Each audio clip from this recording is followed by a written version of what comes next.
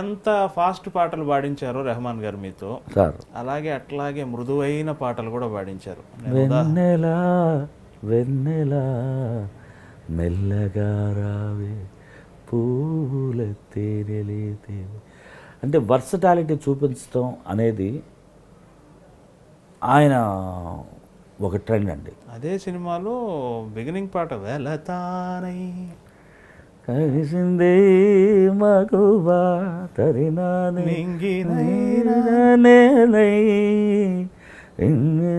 మగువా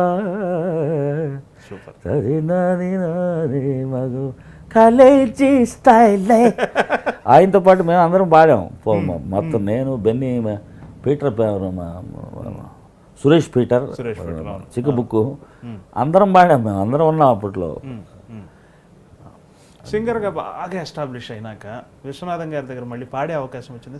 పాడాను, విశ్వనాథం గారు దగ్గర పాడాను. విశ్వనాథం గారు ఇళయరాజా గారు చేసిన కలిసి చేసిన సెందమేడు పాట, దాంట్లో 2 సాంగ్స్ పాడా. ఆయన మ్యూజిక్, ఆయన పాటకి ఆయన ట్యూన్ ఇస్తే బ్యాక్గ్రౌండ్ స్కోర్ అంతా వాయిద్య సహకారం, వాయించాల్సిన పద్ధతి అంతా రాజాగారి నోట్స్ ఇచ్చి చాలా నా లైఫ్ నాకే చూస్తుంటే చాలా ఆశ్చర్యం వేస్తుందండి. ఏజ్ ఆఫ్ 51-52 ఇయర్స్ లోపు నేను విశ్వనాథం గారితో వర్క్ చేశాను. ఆయన దగ్గర పాడాను. కేవి మహాదేవన్ గారి దగ్గర పాడాను. వి కుమార్ గారి దగ్గర పాడాను. సత్యం గారి దగ్గర పాడాను. రమేష్ నాయుడు గారి దగ్గర పాడాను. ఎస్ రాజేశ్వరరావు గారి దగ్గర పాడాను. తాండ్రపాపరాయుడులో. ఇవాళ మా ఈమాను నాకు కీబోర్డు వాయించి వాళ్ళు తమిళ్లో బ్రహ్మాండంగా వేస్తున్నాను. మా ఈమాను అందరి దగ్గర. అంటే ఇంతమందిని చూసే అవకాశం చాలా తక్కువ మందికి వస్తాయి. అంటే మీరు ఆ వారధి సంధికాలంలో వచ్చారు కదా, అది పెద్ద లక్ అండి.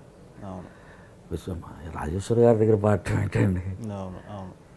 అక్కడి నుంచి ట్రావెల్ చేస్తే ఆయనతో వర్క్ చేసాం. మామ మహాదేవన్ గారితో, పొగళ్ళింది గారితో ఈటీవీ వర్క్ అన్నీ ఎంత చేసి ఉంటాం. భాగవతం ఇట్లాంటివి ఎన్ని వందల పద్యాలు వాటిల్లో, భాగవతం వాటిల్లో.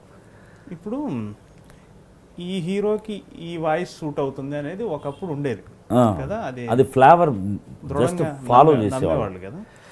ఆ కాలం గురించే మాట్లాడుతున్నాను నేను. అప్పుడు ఎలా ఉండేది సార్? ఈ అందరూ బాలుగారు కావాలి అనేవాడు. బాలుగారు లేకపోతే కనీసం మనం అయినా నాకు పాడాల్సిందే అనుకునేవాడు. ఆ పద్ధతి గురించి చెప్పండి. అలా మిమ్మల్నే కావాలనుకున్న హీరోలు లేదు సార్. అక్కడ ఏంటంటే ఓపెన్గా చెప్పాలంటే బాలసుబ్రహ్మణ్యం గారు బిజీగా ఉంటే కొన్ని సినిమాల్లో బడ్జెట్ ప్రకారంగా కూడా, ప్లస్ అప్పుడు ఏంటంటే క్యాసెట్టే కదా. ఒక బాలసుబ్రహ్మణ్యం గారి ఒక పాట ఉన్నా 5 పాటలు ఉన్నా సేల్ ఒకటే. ఫస్ట్ పేరు ఒక సాంగ్ ఆయన పేరు ఉంటుంది, పారితోషికం ఆయనలో 4వ వంతు ఉంటుంది నాది. సో మిగతా 3 పాటలు ఏమైనా వేసేసుకొని పాడించుకుంటే మనకి బడ్జెట్ తక్కువ, నీట్గా కనపడిపోద్ది అనుకునే ఉద్దేశం జనరల్గా ఉంటుందండి. ఇప్పుడు మధ్యరంగం సినిమా అదేంటో సినిమాలో నేను చూసింది, మ్యూజిక్ డిపార్ట్మెంట్కి వచ్చేటప్పటికి సింగర్స్కి ఇవ్వడానికి బాధపడతారు ప్రొడ్యూసర్స్. అదేమిటో శాపం. బేరాలాడతారా మీ దగ్గర కూడా? ఇచ్చే 1500-2000 కూడా బేరాలాడితే ఇంకెక్కడికి పోవాలండి. నేను ఓపెన్గా చెప్తున్నాను. అందుకే ఇప్పటికీ అంతే ఉంది. అంటే అప్పట్లో ఆయన 3000-3500 తీసుకునే బాలసుబ్రహ్మణ్యం గారి దగ్గరికి వెళ్ళి, అందుకే వెట్టలు నవ్వేవాడు కాదు. నవ్వితే తగ్గించమంటారేమో అని. పేమెంట్ తీసుకున్నావా కానీ ఆయన మొహంలో నవ్వు చూసేవాడు నేను. ఇప్పుడు ఎందుకంటే నవ్వుతుండే గురుగారు కూడా చిన్న కంపెనీ, అందరూ చిన్న కంపెనీ అయితే ఎవడు పెద్దోడు. ఇప్పుడు కోట్లు లక్షలు పోగొట్టే చోట పోగొడతారు.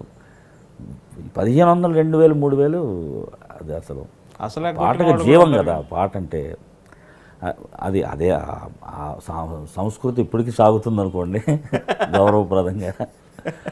అదేదో కానివ్వండి. కాకపోతే ఏంటంటే నార్త్లో కన్నా కూడా సింగర్స్కి పేమెంట్స్ అనేది ఇక్కడ చాలా తక్కువ కంపారిటివ్ టు హిందీ సినిమాలకు కానివ్వండి, రీజనల్ లాంగ్వేజ్కి చాలా తేడా ఉంది.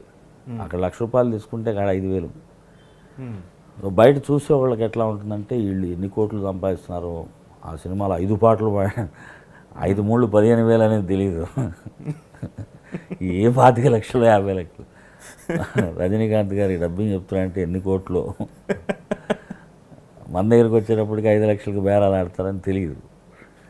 అన్నీ కొన్ని చోట్ల మాట్లాడకూడదు, మీరు ఫ్రెండ్లీగా చెప్తున్నా, దీంట్లో ఒక సటైర్ ఉంది కాబట్టి. Hi, this is Mano.